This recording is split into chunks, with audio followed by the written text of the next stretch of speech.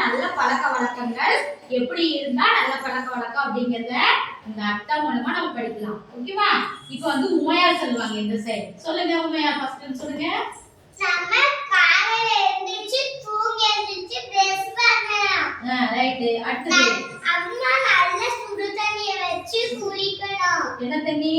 சுடு தண்ணி. சுத்தமான தண்ணி வச்சு குளிக்கணும். அடுத்து ஸ்கூலுக்கு யூனிஃபார்ம் போட்டு தான் வரணும். குட். அடுத்து டீச்சர் சொல்றதெல்லாம் கேட்கணும். கேட்டு ஃப்ரெண்ட்ஸ் கிட்ட எல்லாம் பேசணும். எப்படி இருக்கணும்? மதிப்பா பேசணும். அடுத்து காலையில சாப்பாடு மதியான சாப்பாடு வேஸ்ட் பண்ணாம தட்டுல இருக்கிறது எல்லாமே வலிச்சு சாப்பிடணும். சுத்தமா சாப்பிடணும். அடுத்து டீச்சர் சொல்றத படிக்கணும். அப்புறம் விளையாடணும். டீச்சர் சொல்ற மாதிரி படிக்கவும் செய்யணும், விளையாடவும் செய்யணும். இது பெரியவங்க கிட்ட மதிப்பா பேசணும். பெரியவங்ககிட்டயும் மத்தவங்ககிட்டயும் மதிப்பா பேசணும். மரியாதையா பேசணும். அது நல்ல மார்க் பண்ணணும். இந்த கால் நைட்ல என்ன பண்ணணும்? நைட்ல செல் பார்க்காம டிவி பார்க்காம நல்லா படிச்சிட்டு தூங்கணும். படிச்சிட்டு சாப்பிடணும். சாப்பிட்டு நேரத்துல தூங்கணும். அடுத்து நாகலட்சுமி சொல்லுங்க. என்ன பண்ணணுது?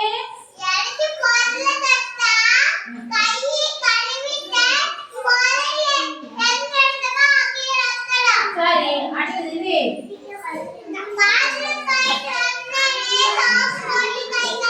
Very good. அடுத்து சாப்பிடுறதுக்கு முன்னாடியும் என்ன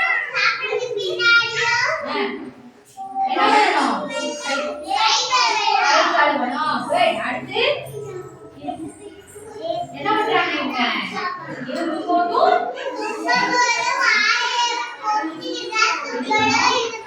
அப்புறம் என்ன பண்ணணும்? கைகளை கழுவணும். அடுத்து என்ன பண்றது? அடுத்து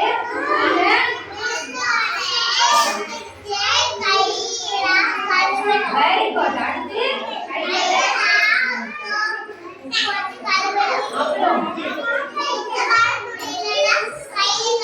ஆமா இந்த சோப் போட்டு எப்படி பண்ணணும்? விரல் சந்துக்களை எல்லாம் சேர்த்து சுத்தமா வெளில விட்டு கழுவிட்டு தான் கழுவணும். அடுத்து என்ன சொன்னாங்க? சுத்தமான வெரி குட். எல்லாம் ரெண்டு பேரும் கிளாப் பண்ணுங்க.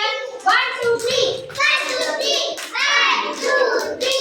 சூப்பர். அழகா சொன்னாங்க. இப்படி இருந்தா நம்ம ஆரோக்கியமாக இருக்கலாம். ஓகேவா? Very good.